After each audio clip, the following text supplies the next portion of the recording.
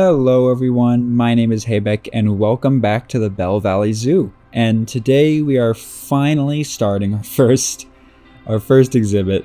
I'm really excited. I was really excited to finally start this because the amount of prep it took, I wouldn't say it was like an insane amount of prep, but between just personal time and what I needed to do for myself last week, I just had some stuff. That's actually why this video is so late, but I am really proud of this habitat. I don't know how to say it, but I haven't built many habitats in this game yet. I'm gonna be honest. I love this game and I have been watching it ever since it came out. I only recently got a PC, so I've only recently been able to play the game. I think this is my fourth habitat ever in this game. A little embarrassing to admit, but this is the fourth one I've ever made. I think I made one in another zoo I was trying just on my own free time. It was like the Alpine Ibex, the Mute Swan, and the Formosian Black Bear, and I did not like the direction of that zoo, so I ended up restarting it, and then that's why I got here. So now I'm doing this zoo, but anyways, yeah, today is the red-crowned crane. I kind of talked about it in my last episode, and I ended up doing a little bit of planning for this habitat. I basically, you might not have seen it, I did a community post on my channel basically asking you guys like if you would like to see what I did, and I'll explain that. So I got my iPad and I recorded the whole thing of me drawing while recording me live discussing what I was drawing, and I drew the whole habitat. I drew why I wanted the habitat to go the way it did, how I wanted the path flow to be for customers to come and see the animals, and just the guests to be able to naturally flow through the area. And I talked about what to do, and not what to do, but I talked about how I was doing it, and I guess my thought process. And in my head, I was thinking it'd be really helpful to see how I think about this design process. It was good. My only thing was it ended up being 30 minutes long, and that is on the shorter side. Depending on other exhibits I do in the future, I could have way longer videos doing it. So I basically put out that community post to be like, guys, this is something I think would be interesting, but I don't want to put this in the beginning of the video. My main idea was to put my planning process in the beginning of this video and discussing it, and then we go into building the habitat and seeing how I was able to translate my drawings. I actually think I translated them pretty well. Obviously there's some minor changes just because of logistics and how things work, but overall I think it actually turned out almost exactly how I planned on it turning out. I'm really proud of it. Like I said, this is my fourth ever exhibit built, so there's still a lot I need to learn. So there's definitely some things, even just watching back this footage as much as I have to cut it down, I could have done a lot of things differently. But overall, I really like it. I'm really proud of it. So I end up doing a different back wall and how you view the area, and yeah, I think it turned out pretty good. So I guess getting back to what I was saying there, the reason I recorded all that was because I wanted to put it at the beginning of the video, and you guys could see my planning process on how I did what I did. But with it being so long, I didn't want to just up and post an hour-and-a-half long video of basically my first exhibit I've even posted on the channel. And some of the feedback I got was people saying hey, personally, this is something I would love to see. And I do appreciate that feedback. One guy said, some of that long form content can actually work really well, and some people really enjoy that. My only thing is, with as early as my channel is, I don't think I'm in the state to make that long form content and expect getting new viewers. Because even I know myself, and I know that even no matter how much I'm into Planet Zoo, I don't think I would click on an hour-plus long video of someone I'm not quite sure who it is. Now, say it was Caesar Creates or Rudy or Leaf, and they decided to put a video like that, they're going to have plenty of fans and followers who are like, okay, I wonder why he put this out. Let's watch it. But with how young my channel is, I think I'm going to hold off on doing that until I got one comment that I really liked. And basically it was, you don't have to put your planning process in the video, but for the people that would love to see it, whether you get people watching you or not, what if you just live streamed it and then you would post those VODs to the channel? I wouldn't edit them, I wouldn't do anything of the sort. Sure, I'd cut the beginning and back, probably put my intro, I have the beginning of all my videos at the beginning, but just live commentary, exactly what I'm doing, discussing how I want guests to move, how I want them to go, and just going as long as I can go. The main logistics there is figuring out how to live stream through my iPad. That's something I have to do first, but other than that, I mean, I think that would be a great idea. So I'm mainly putting it out there to the people who will be watching this, and not everyone like sees community posts. So if that is something you would like to see, then please let me know. I would love to do it, but you also gotta understand, I don't want it to be a waste of my time, and I barely have a lot of that nowadays. It was something I'd love to do, but if it's not gonna be worth it, I won't do it.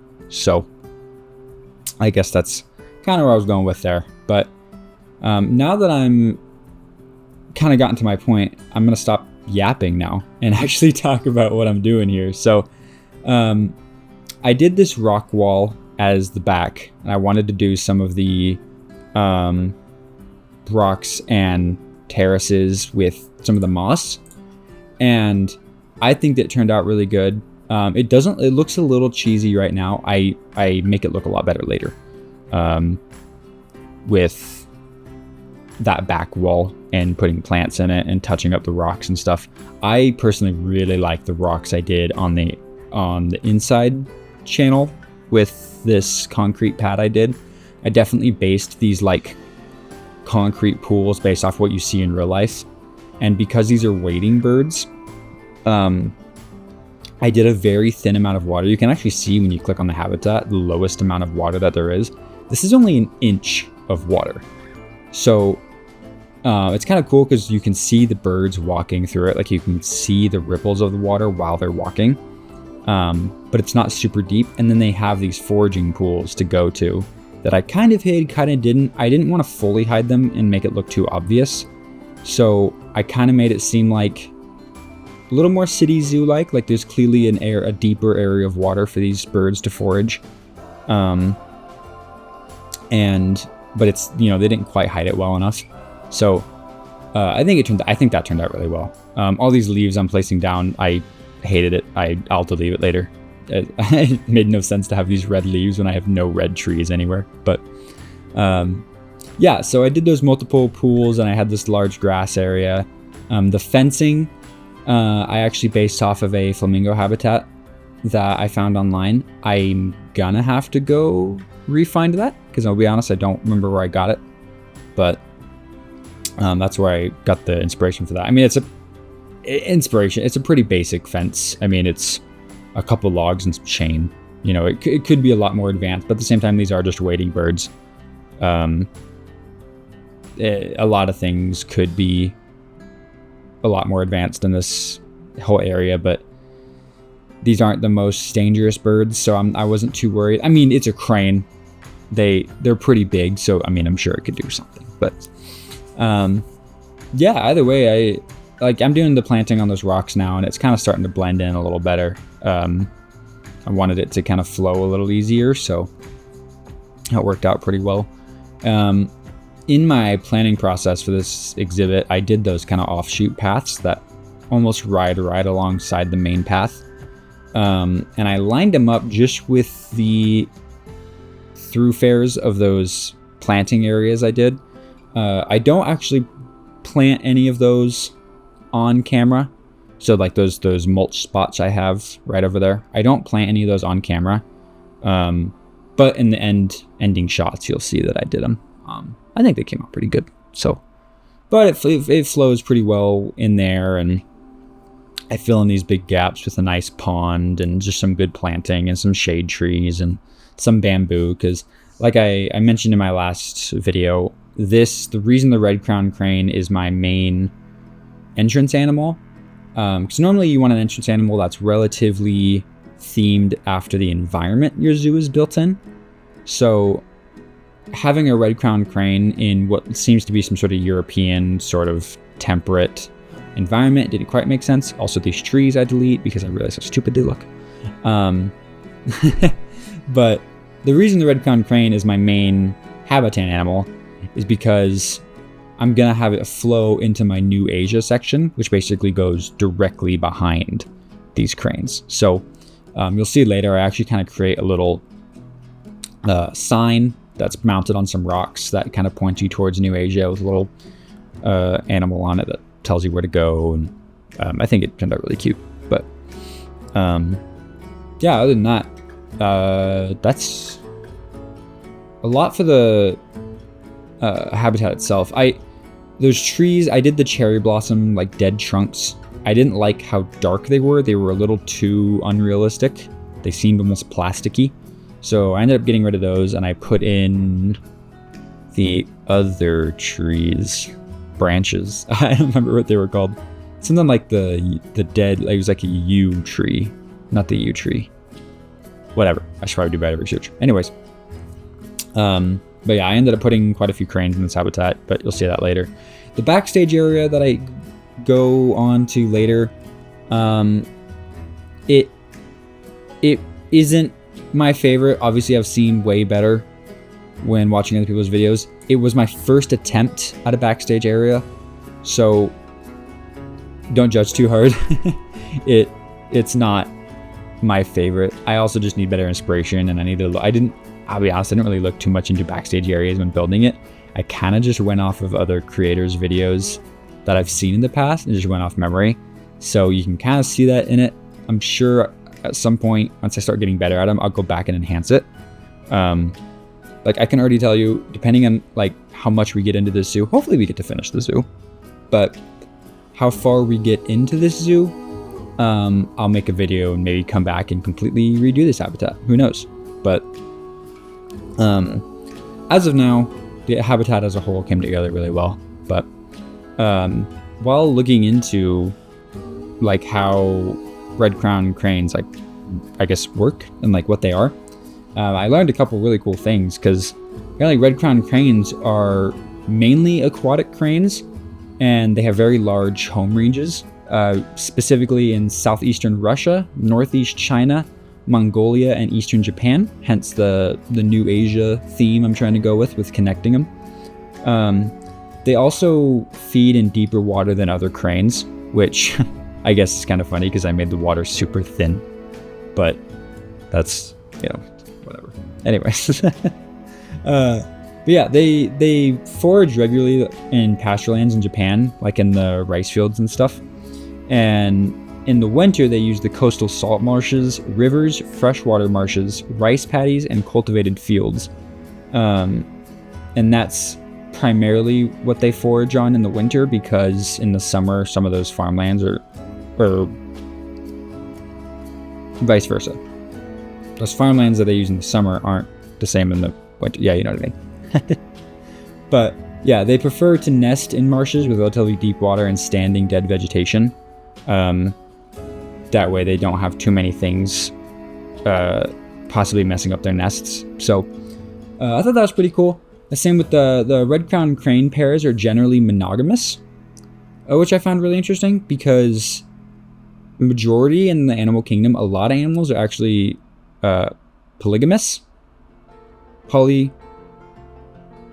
need to start doing my research for videos. I want to make sure polygamous is the right. I mean, I know as humans we use that term for polygamous. Anyways, but animals tend to have, it's like one male and multiple female in their group, and that one male tends to stick around with all the females and breed, and then, you know, the males of those breed will go off and start their own sort of groups. So pretty interesting that the red-crowned crane has multiple monogamous relationships, which is really interesting.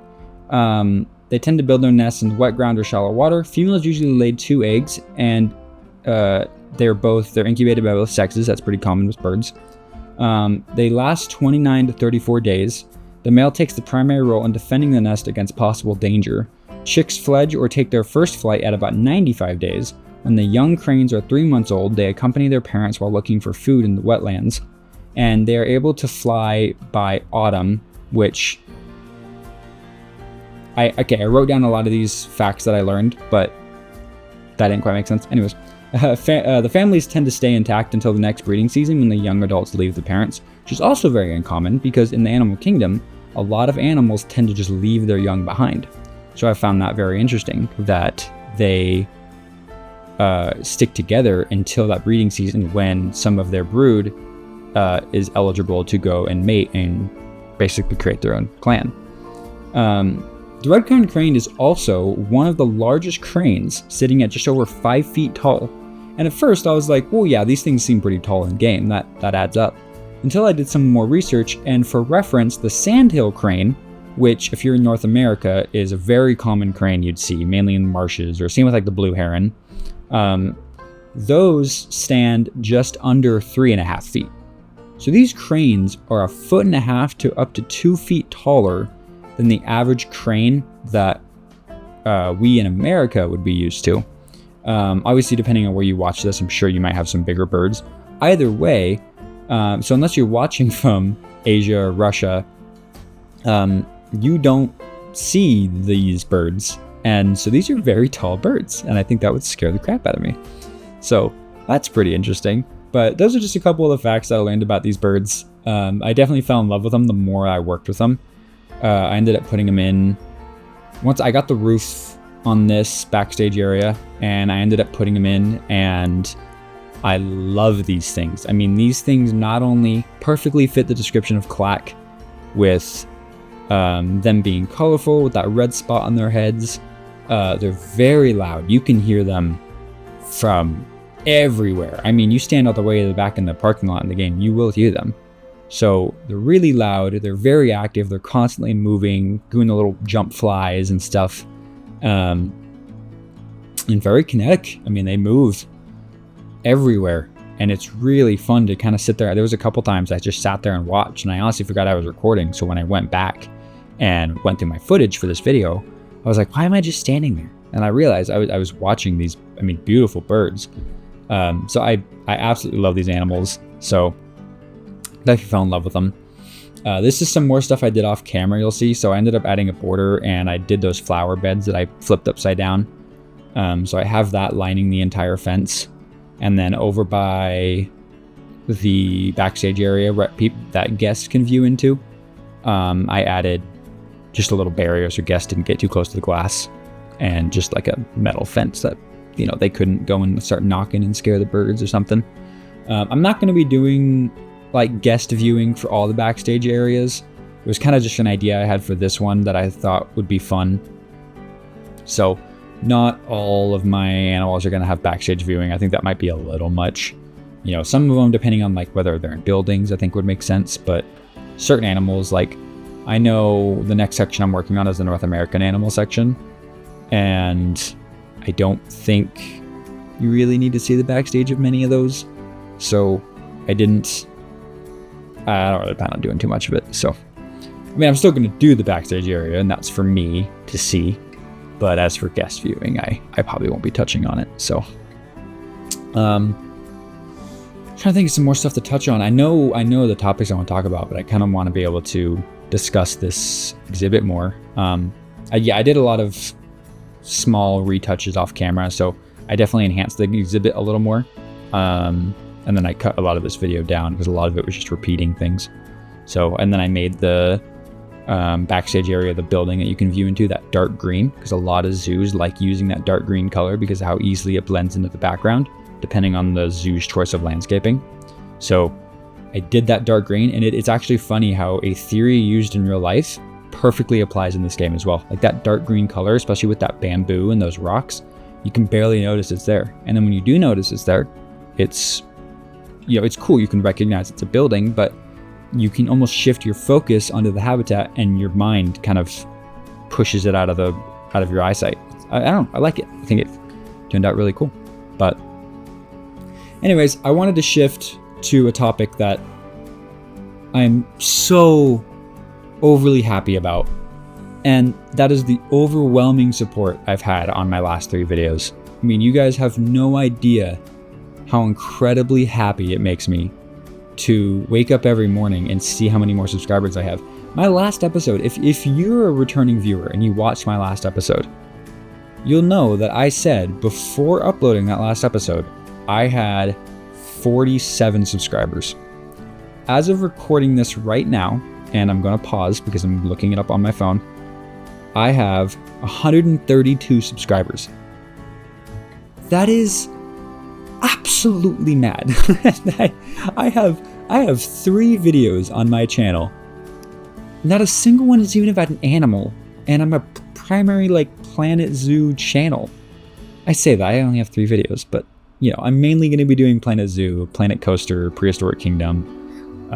Jurassic World Evolution 3 is rumored, so I don't think I'm going to be uploading much of 2, but 3 definitely, if it ends up coming out. So anyways, 132 subscribers. That is a growth of 75 plus subscribers in a week. That's insane. What is it about my videos that you guys seem to like so much? And this isn't like fishing for compliments, because I genuinely want to know, like, what am I doing right? What can I do to keep bringing you guys back and wanting more? Because that's insane to me. And I can very much tell my entrance video is the most popular as of right now. My parking lot video and my last video have a good amount of views, ones that I would expect. And you can tell my entrance video, people are definitely looking for like entrance inspiration. I can actually see what people are searching up, and then with that search in their search bar, why they're clicking on my video.